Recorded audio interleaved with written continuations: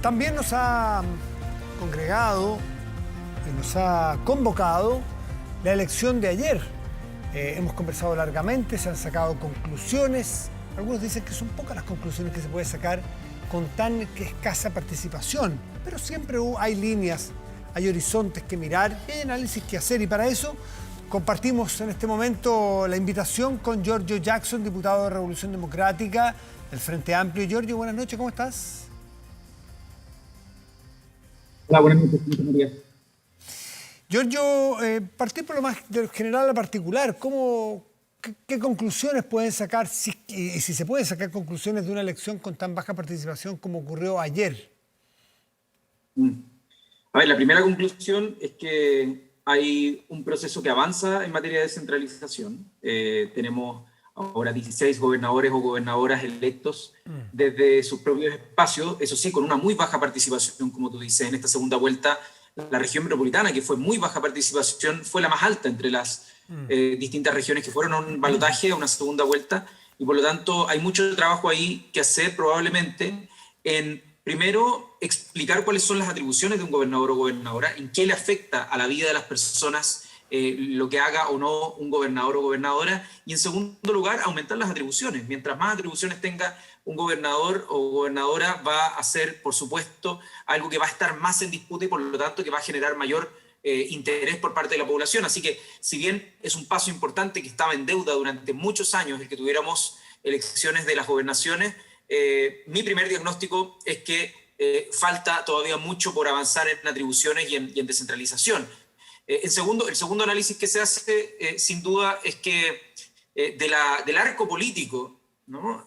Los que quedaron reducidos básicamente a una mínima expresión es el oficialismo de Chile Vamos, y que eso es bastante extraño cuando alguien tiene además un gobierno, y por lo tanto en general eso se ve potenciado en sus candidaturas. En este caso fue todo lo contrario, dado el rechazo y la oposición que tiene el gobierno actualmente, que logran finalmente una de las 16 regiones poder gobernarla.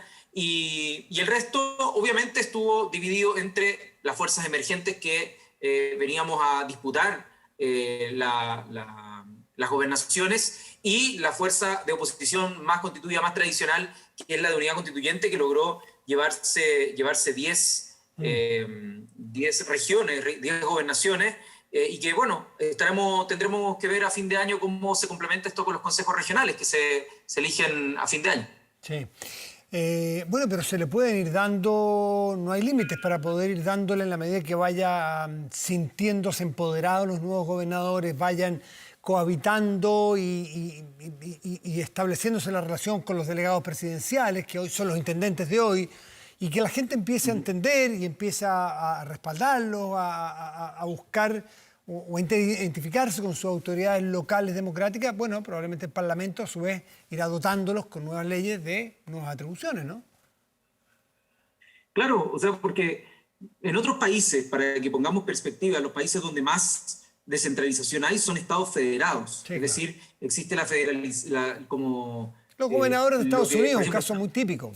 Estados Unidos, México, también Argentina, también tiene... Entonces lo que dicen es que tienen mucha más autonomía, y por lo tanto la autoridad que más refleja, por ejemplo, la inversión pública, los servicios públicos, tiene que ver incluso con algunas legislaciones más particulares en términos de regulación, de transporte, de consumo de, por ejemplo, libertades personales, etcétera, se dan en el ámbito de la región o del Estado en ese caso.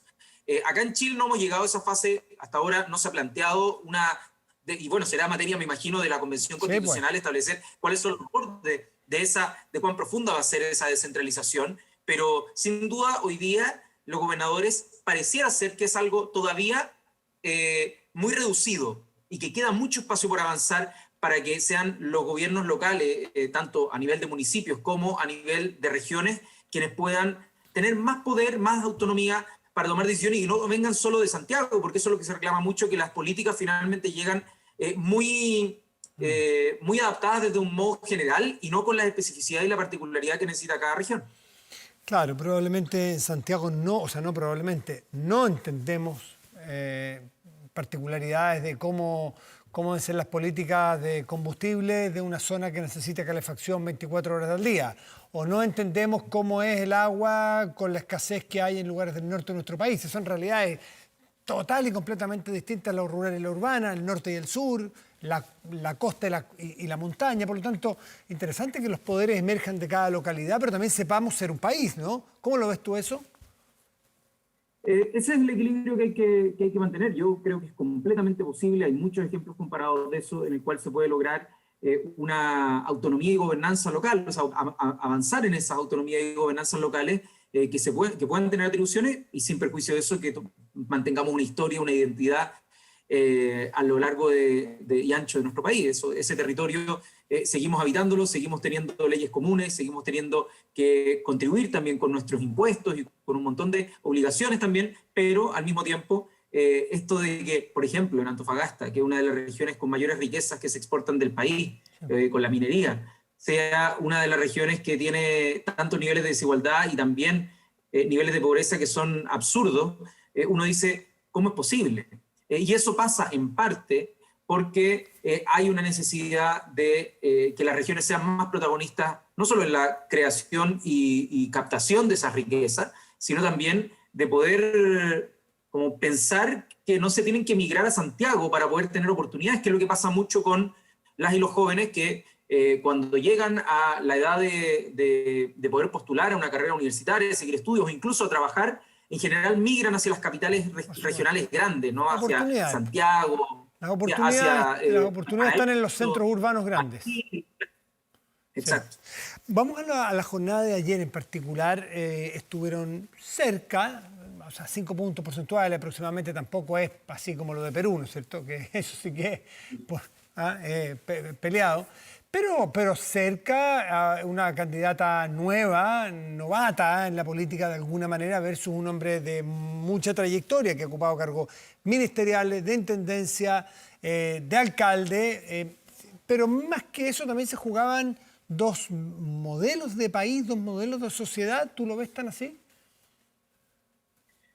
A ver, primero enmarcar el que ayer se debatía dentro de la oposición. En la región metropolitana, ya hablábamos sobre las regiones y sobre la descentralización, que te agradezco ese espacio porque no muchas veces de repente saltan al tiro. ¿Qué pasó en la región metropolitana? Y uno dice, chuta, se trataba de la descentralización ayer. Pero claro. entrando en materia, creo que el día de ayer lo primero es que se tuvo que elegir entre dos alternativas que están en la oposición. Se tuvo que elegir entre la alternativa más tradicional, de hecho, del último intendente del último gobierno, que fue Claudio Rego, con una alternativa que venía desde Apruebo Dignidad, que era la candidatura de Karina Oliva. Y por supuesto que las dos candidaturas tenían atributos y tenían lugares desde donde diferenciarse. Y mi impresión es que había una cantidad de personas que lo que buscan más que nada es sentir la confianza de su representante, de su autoridad regional, a partir de lo nuevo, de un proyecto político. ¿Ya? Y por lo tanto decían, mira, mi afinidad está con este proyecto político y con estas personas nuevas, porque no confío, ya me dijeron tantas veces que esto iba a cambiar, que no confío en las alternativas que ya estuvieron a cargo de ese mismo poder. Y creo que eso yo no me hubiera imaginado, la verdad, hace un mes y medio atrás, antes que fuera el proceso electoral de la primera vuelta, que esto iba a ser, primero, una definición entre dos fuerzas de oposición. Yo nunca no me lo hubiera imaginado con tanta ni soltura para poder decirlo. Yo pensaba que iba a pasar una candidatura del oficialismo. Y en segundo lugar, el hecho de que pasara Karina Oliva, que como tú bien dices, no era una persona que tuviera muchas elecciones en el cuerpo, solo una, que era la candidatura cuando fue de candidata a diputada el año 2017 por el Distrito 12, pero que en general no había un conocimiento tan alto, no era la campaña más cara, sino que de las más baratas porque no había muchos recursos, y logra pasar a la segunda vuelta, y al mismo tiempo logra casi tener la mitad de los votos, y eso que su contendor, Claudio Rego, además de tener el apoyo de Unidad Constituyente, tenía el apoyo explícito de los principales liderazgos de Chile Vamos. Entonces, llegar a una batalla, por así decirlo, electoral, de 50 y 50 prácticamente, con esa diferenciación de background, a mí me parece que es un tremendo logro, estuvo muy cerca.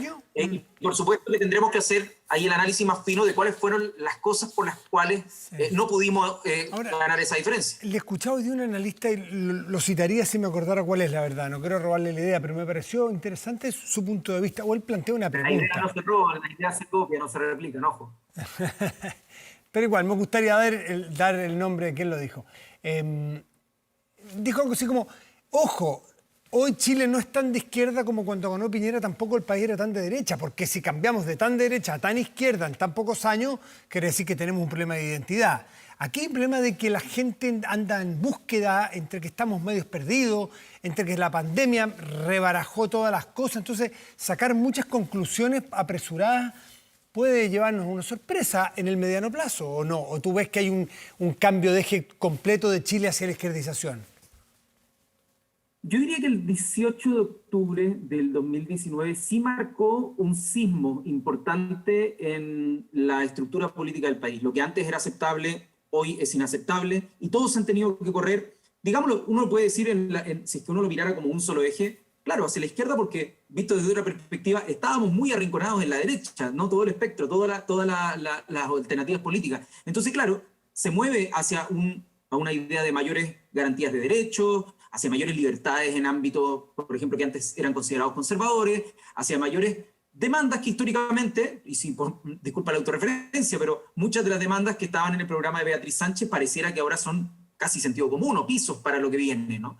Entonces, desde esa perspectiva es que yo diría que sí, hay un giro, y tú lo ves también en las candidaturas del mismo oficialismo, que tratan de encontrarle una vuelta para poder enganchar con alguna de las ideas que se están teniendo sobre la mesa en torno a la exclusión, a la segregación. Giorgio, perdón, entonces, es que no me quedan muchos minutos y me planteaste algo que me surgió una pregunta que no quiero perder de hacértela. Mira que es curioso, porque de repente cuando vienen las olas se suman y cuando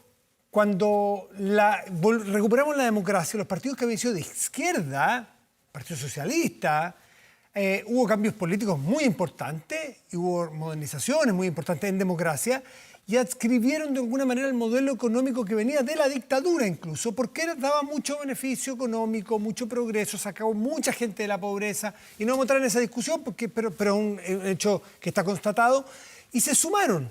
Y ustedes dicen, ahora la corriente va hacia el otro lado y vemos a Desbordes, vemos a Joaquín Lavín, gente de la derecha, sumándose un poco a muchas ideas que eran de Beatriz Sánchez en su momento. Entonces, ¿qué es este país que se hace como una batea con agua, que uno la mueve así, parece que todo se fuera a un lado, todo se fuera al otro, y no una izquierda más de izquierda, una derecha más de derecha, y que el público vaya eligiendo entre alternativas? Tenemos como a mimetizarnos. Sí, es difícil en este espacio breve de conversación tener una discusión sobre hegemonía cultural y política y cómo se van disputando y poniendo cada uno en las trincheras para poder avanzar. Pero esa discusión es algo que está absolutamente presente, y la forma de, entre comillas, sobrevivir en el escenario político es entender qué es lo que está planteando la población. Tratar de empujar, tratar de ser algo de vanguardia estirando, pero si es que el pueblo no te sigue, no va a tener ninguna representación. Entonces mi impresión es que hoy, efectivamente, el país después del 18 de octubre, y yo diría, agravado con la pandemia, la gente se cansó y quiere más garantías, quiere más seguridad respecto a su vida, por todas las inseguridades que han tenido que sufrir en este último tiempo, último año y medio, pero acumulado desde mucho tiempo antes. Entonces, la derecha también se está teniendo que adaptar a este discurso, pero no le queda mucho el traje. Entonces les cuesta, porque se tienen que decir de lo que dijeron hace un año, hace 2 años. Entonces les va a ser más difícil, sin duda. Enhorabuena que estén girando hacia otras ideas. Si nadie tiene el monopolio de la idea. Ojalá que las ideas, o sea, que tus ideas las adopte tu adversario, porque significa que ganaste, ¿no? Sí, que lo último, ¿cómo hacer para que no le queden angostas las ideas a unos o a otros? ¿Cómo hacerlo para que no caigamos en la bipolaridad de que o se crece o hay respaldo social? ¿Cómo hacer un país donde haya una cosa intermedia, donde haya respaldo social, la gente sienta que tiene una defensa, que no está al borde de la cornisa todos los días, pero que también crezca y que haya riqueza? Que no sea como tú eres muy chico, pero como Pepito TV, que tenía que elegir una puerta. A lo mejor la puerta es ancha y caben los dos, y cabe crecimiento, cabe emprendimiento privado y cabe también respaldo social de un Estado que dé derechos. ¿Cómo hacerlo? Es como si fuera un palo blanco para mi respuesta, porque... Estábamos libreteados. No, estábamos libreteados. Pero efectivamente, ¿por qué yo estoy ahora dedicando buena parte de mi tiempo, del tiempo que me queda después de hacer el trabajo en el Congreso, a la candidatura de Gabriel Boric para estas primarias del 18 de julio? Es porque creo que Gabriel es la mejor alternativa que viene a futuro, que plantea cambios de fondo, cambios que venimos sosteniendo hace mucho tiempo, que lo hemos impulsado desde los movimientos sociales, pero también desde la institucionalidad política, y al mismo tiempo tiene un discurso respecto al crecimiento, respecto a que no basta solo con redistribuir, con atraer a la inversión siempre y cuando esté favoreciendo encadenamiento productivo a nivel regional y polos de desarrollo que no se queden en la región central, ¿no? Como Santiago, y que de esa manera podamos tener un país donde podamos disfrutar de los beneficios que podamos alcanzar a través del comercio, de la riqueza que crean trabajadores, trabajadoras y también la inversión, y al mismo tiempo podamos establecer derechos sociales garantizados y que sea una meta país, no siempre el PIB y el crecimiento, sino sobre todo cuán unidos, afiatados podemos estar como país gozando de aquellas cosas por las que mucho tiempo solo unos pocos disfrutaban y el resto estaba siempre a la deriva, siempre con las inseguridades. Entonces, ahí yo creo que la candidatura de Gabriel Boric plantea un camino súper importante en materia de transformaciones. Prometemos otra y al mismo conversa. tiempo, Sí. y al mismo tiempo plantea un pleno respeto por el diálogo democrático que debiese estar en todo momento. Prometemos otra conversa porque por Dios que quedan temas interesantes. Hoy día vi solamente una entrevista que le dio en ADN, Gabriel Boric, que me llamó mucho la atención cuando dice Orrego no ganó solo las 3 comunas. O sea, está buscando una forma de diferenciación súper interesante con Jadwe, quizás la búsqueda del centro, más estrategia política, porque Unidad Constituyente no tiene primaria, pero lo dejamos para otro día porque vienen más entrevistas, más temas. Giorgio Jackson, siempre un gusto conversar contigo, que te vaya muy bien. Igual, Matías, que estés muy bien. Un abrazo. Chao.